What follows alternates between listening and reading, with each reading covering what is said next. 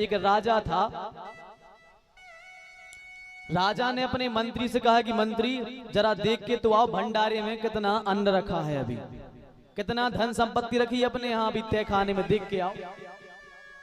मंत्री गया, मंत्री ने जाकर के कहा महाराज आपकी 7 पीढ़ी बैठकर खाएगी तो भी आपका धन खत्म होने वाला नहीं है। जैसे ये राजा ने सुना, राजा तो संगासन पे से नीचे गिर पड़ा, चक्कर आ गया, धड़ाम से गिर पड़ा। थोड़ी देर बाद कुछ लोग आए, पानी छिड़का, वैद्य आए, पानी छिड़का। अरे भैया उठो उठो, क्या बात है, तुम तो गैर होश हो गए, क्या बात है? रानी ने पूछा क्या हुआ? तो वह बोला अरे हम ये सोच रहे कि 7 पीढ़ी का तो रखा है, 8वीं पीढ़ी का क्या होगा हमारी। अब बताओ 7 पीढ़ी को रखो है, 8वीं की चिंता कर रहे। रानी समझ गई कि मूर्ख ही है राजा, मूर्ख है कि बताओ 7 पीढ़ी का रखा है, 8वीं का सोच रहा। रानी जुड़ी थी कि महात्मा से जंगल में, तो महात्मा के यहाँ गई और महात्मा के यहाँ जाकर के महात्मा जी को प्रणाम किया। सुबह से शाम तक रुकी और जैसे ही महात्मा की सेवा करके घर को आने लगी, कहा महात्मा जी हम कुछ अन्न लाए हैं आपको देने के लिए, हम ये दे दें आपको 50 क्विंटल 50 किलो 1 क्विंटल अन्न लाए हैं, गेहूं लाए हैं, ये आप ले लो। महाराज ने कहा नहीं नहीं देवी हमारे यहाँ पूर्ण है, हमें नहीं चाहिए, आप तो ले जाओ। रानी ने कहा नहीं नहीं सरकार महात्मा जी आपको लाए हैं तो आप लो, आप ले लो। महात्मा ने कहा जाओ एक काम करो, सेवक से कहा जाओ भंडारे में देख के आओ भी कितना अन्न रखा है।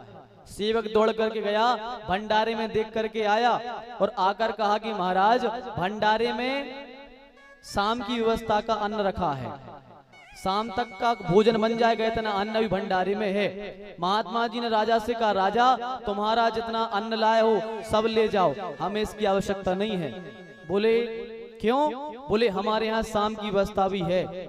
अब राजा को चक्कर आए, अब राजा चकराए, राजा सोच रहा बताओ हमारे यहाँ 7 पीढ़ी का है, 8वीं का हम सोच रहे, महात्मा के यहाँ संजावस को खावे धरो है, सवेरे को है नहीं और महात्मा प्रसन्न है।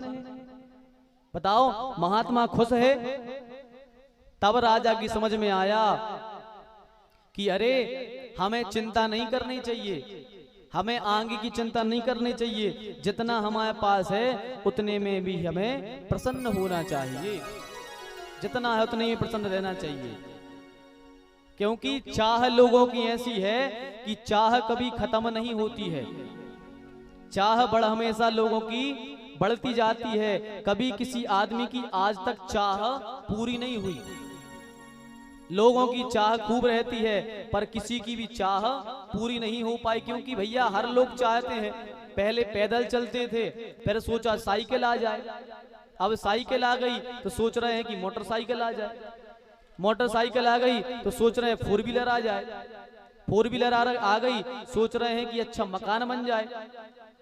माने लोगों की चाह कभी खत्म नहीं होती, लोगों की चाह बढ़ती ही जाती है। और एक ने तो कहा भी है, क्या कहा है कि चाह पैसे से आनों में आती रही, कि चाह पैसे से आनों में आती रही, चाह आनों से रुपया बनाती रही, चाह रुपयों की गड्डी जमाती रही, चाह गड्डी से होटल में जाती रही, चाह होटल में बोतल खुलाती रही, चाह पाली जिन्होंने जी हरा हो गया, चाह छोड़ी जिन्होंने जी रंगीला हो गया।